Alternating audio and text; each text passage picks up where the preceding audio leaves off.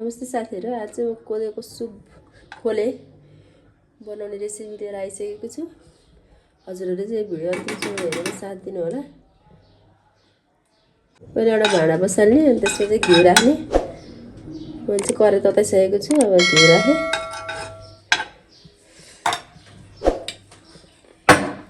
घिउ अलि तातिसकेपछि ज्वानो फुराउने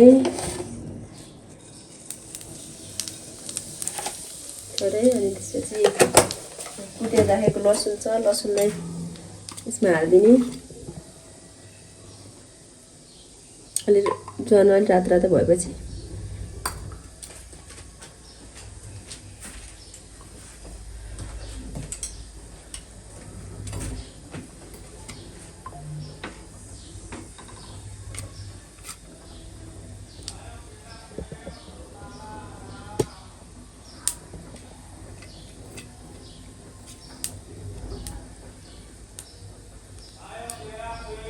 मैले कुटेर राखेको लसुन छ त्यसलाई पनि हाल्दिएँ।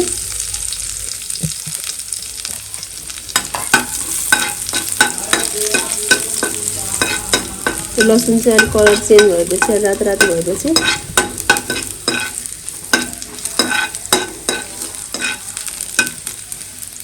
यसको कलर चाहिँ यतिको भइसकेको छ।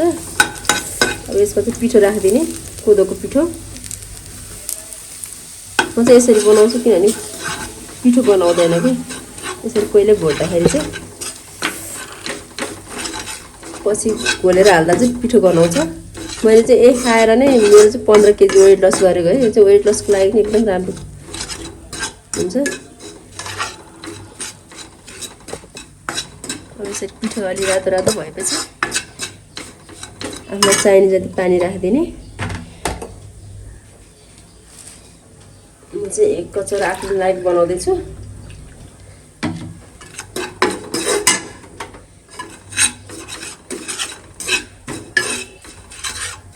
त्यही भएर यति पानी राख्दैछु।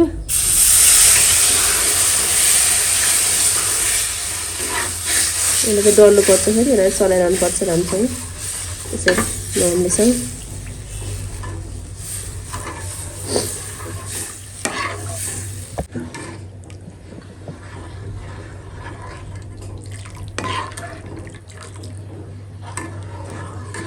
यसको डल्लो चाहिँ नमरुन्जेल डल्ला डल्ला पर्छ। फेरि यसलाई चाहिँ नमरुन्जेल छ यसरी डल्लाहरू नमिचिन्जेल छ यसरी मिच्नुपर्ने हुन्छ।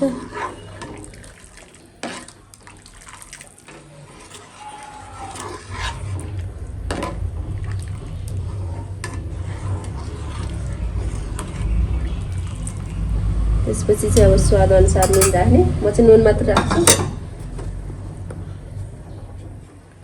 आफूलाई कतिको हुन्छ त्यही अनुसार नुन राख्ने, आफ्नो स्वाद अनुसार। त्यसपछि अघि मैले बोइल गरेर राखेको भेजिटेबलहरू छ, मटर कोसा, गाजर, बन्दा, यो चाहिँ बोइल गरेर राखेको थिएँ। अब त्यो हाल्दैछु।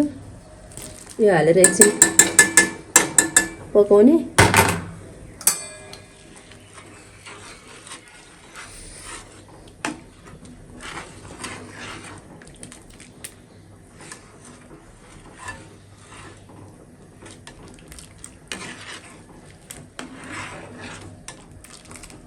एकछिन यसलाई उम्लिने।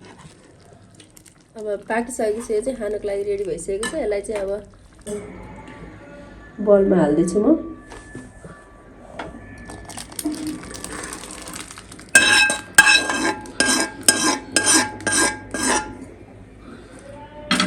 हजुरहरूलाई मनपर्छ भने, मलाई चाहिँ मनपर्छ धनियाँ